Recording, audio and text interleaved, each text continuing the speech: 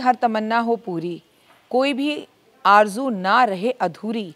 करते हैं हाथ जोड़कर माँ दुर्गा से ये विनती कि आपकी हर मनोकामना हो पूरी। नमस्कार, जय माता दी, सुस्वागतम, वेलकम, अभिनंदन। मैं हूं आपके साथ आपकी अपनी होस्ट दोस्त डॉक्टर वायरा की। आपका स्वागत अभिनंदन करती हूं आपके, मेरे और माता रानी के इस खूबसूरत से यूट्यूब चैनल पर। कैसा है मेरा ये संसार। 31 मार्च सोमवार दूसरा नवरात्रा और तीसरा नवरात्रा एक साथ है, लेकिन अपने इस एपिसोड में मैं आपसे केवल दूसरे नवरात्रे की बात करूंगी। 31 मार्च दूसरा नवरात्रा है सुबह 9 बजे तक, और 9:11 के बाद तीसरा नवरात्रा शुरू हो जाएगा। जी हाँ, इस बार एक नवरात्रा कम है। Believe in Karma.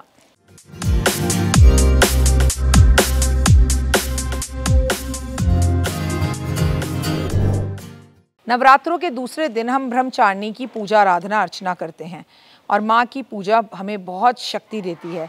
नवरात्रि के दिन माँ की भक्ति प्राप्त करने के लिए, शक्ति और पूरी तरह से अपनी मनोकामना को पूर्ण करने के लिए आपको समर्पण की भावना से माँ की पूजा करनी चाहिए।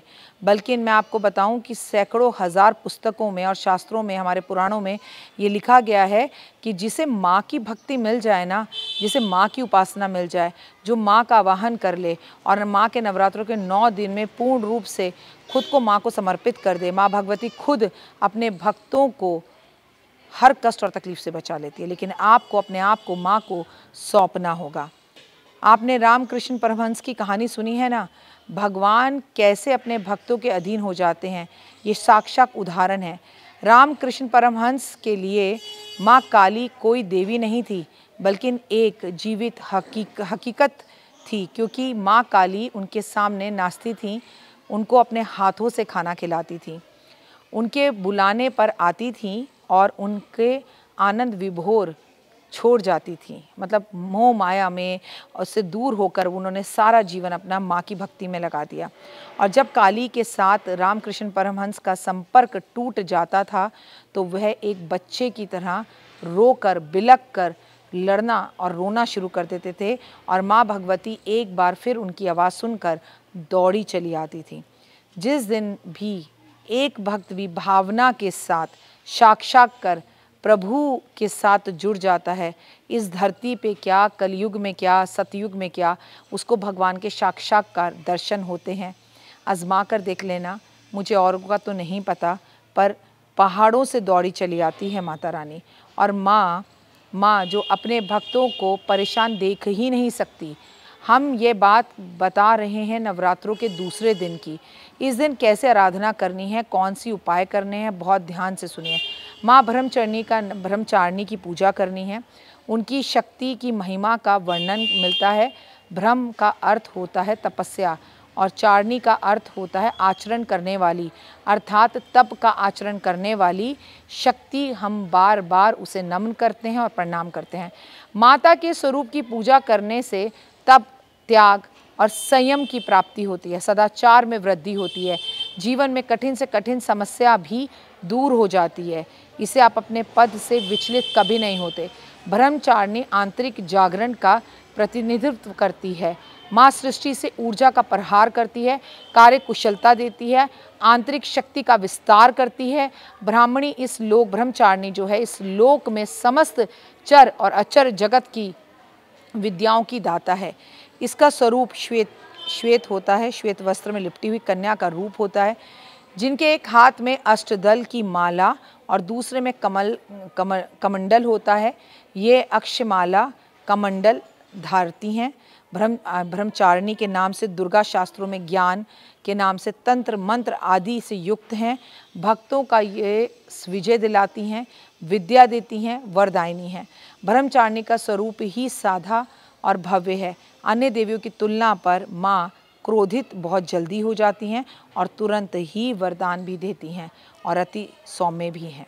माता ब्रह्मचारिणी की तपस्या देवी कहा जाता है कि माता ब्रह्मचारिणी की तपस्या से देवी तुरंत मान जाती हैं। हजारों वर्षों की कठिन तपस्या करने के बाद माता का नाम ब्रह्मचारिणी पड़ा था।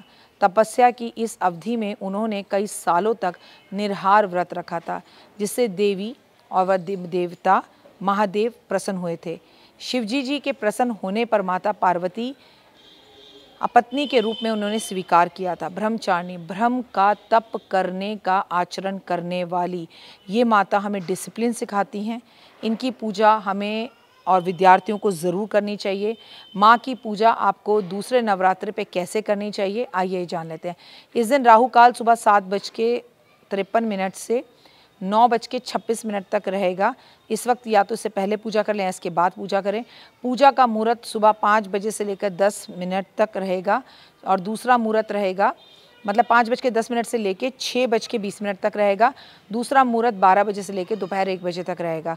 सुबह शाम के मुहूर्त में दुर्गा की उपासना ज़रूर करें। माँ दुर्गा की पूजा करें। पीले व सफ़ेद वस्त्र पहनकर इनकी पूजा की जाती है। माँ को सबसे पहले पंचामृत से स्नान कराएं। आज किसी छोटी सी बच्ची के पंचामृत से पैर ज़रूर धोएं। माँ ब्रह्मचारिणी की पूजा गुड़हल और कमल के फूलों से की जाती है। माता को दूध से बनी हुई चीज़ों का भोग लगाया जाता है। 5 सुपारी इन्हें भेंट स्वरूप ज़रूर दी जाती है। फिर आपको बता दूं, कलश जो आज आप धारण करते हैं उसके सामने कपूर का दीपक माँ का नाम लेकर ज़रूर जलाएं। सच्चियाँ जोता वाली माता तेरी सदा ही जय। माँ ब्रह्मचारिणी की पूजा करना बहुत सरल है। इससे आपके सरलता से माँ को प्रसन्न कर पाते हैं। ब्रह्मचारिणी आपको श्रद्धा देती है, भाव देती है, डिसिप्लिन सिखाती है और सबसे बड़ी बात तप करने का आचरण देती है। तप आपकी पढ़ाई में, तप आपकी नौकरी में, तप आपकी सेहत के लिए, तप आपकी मनोकामना को पूर्ण करने के लिए, तप भगवान की भक्ति के लिए। मतलब अगर आप डिसिप्लिन नहीं हो तो आपको कुछ भी नहीं मिल सकता।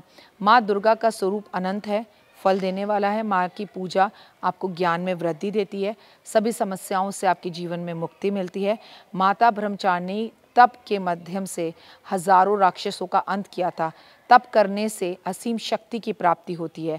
मतलब योग करिए, मेडिटेशन करिए, मैनिफेस्ट कीजिए तो माँ का आशीर्वाद आप पे सदैव बना रहेगा।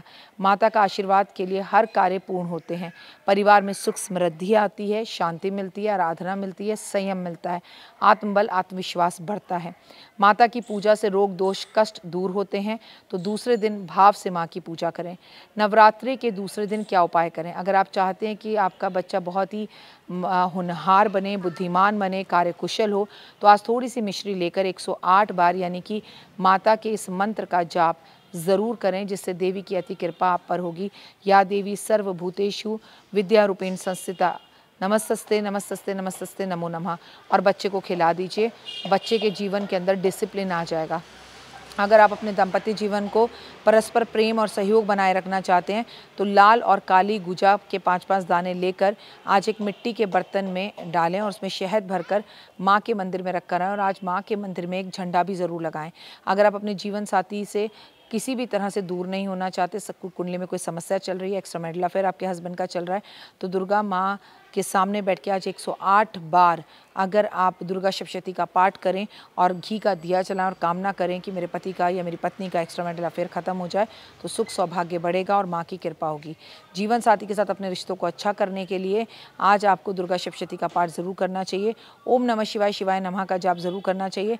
अगर आपको धन में कोई कमी आ रही है तो आज आप महादेव पर काले तिल और दूध अर्पण ज़रूर करें और आप आज फिट करिए अपने सर पे से 8 बार घुमाकर कपूर रखकर जला दीजिए। बीमार व्यक्ति के सर पर से भी घुमाकर जला सकते हैं, अपने सर से भी मनोबल बढ़ेगा और जीवन में आगे बढ़ेंगे।